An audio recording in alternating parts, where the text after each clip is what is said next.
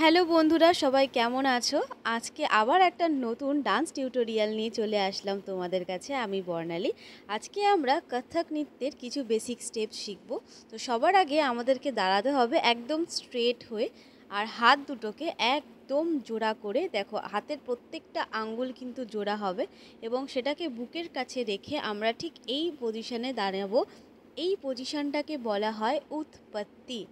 এবার আমরা শিখব হচ্ছে হাত।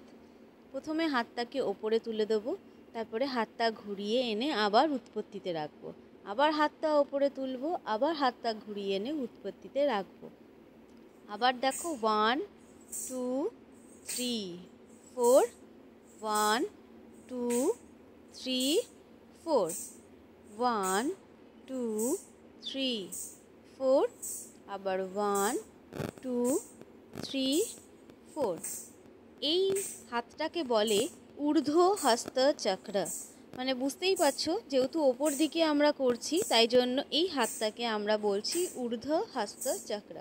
কত্থক নৃত্য শিখতে গেলে সবার আগে আমাদেরকে এই হাতগুলোকে শিখতে হবে। তো এইভাবেই আমরা করে নিচ্ছি ঊর্ধ্ব হস্ত চক্র। একই রকমভাবে আমরা নেক্সট করব মধ্য হস্ত চক্র। মধ্য হস্ত চক্র মানে মাঝখানে, তোমরা বুঝতেই পেরেছো। হাতটাকে সোজা একদম বডির সাথে সামনে নেব, তারপরে সাইডে, তারপরে বন্ধ। এইভাবে কিন্তু আমরা করব মধ্য হস্ত চক্র। 1 2 3 4, 1 2 3 4। বডি বেন্ড করলে কিন্তু একদমই হবে না, বডি একদম স্ট্রেট রাখতে হবে। এবার আমরা শিখব তলা হস্ত চক্র। ঠিক একইভাবে হাতটা নিচের দিকে চলে যাবে, নিচ থেকে হাতটাকে ঘুরিয়ে আমরা আবার উৎপত্তির পজিশনে নিয়ে এসে দাঁড় করাবো। 1 2 3 4, আবার দেখো 1 2 3 4, ওয়ান্স মোর 1 2 3 4, 1 2 3 4। আমরা তিনটে হাত শিখলাম।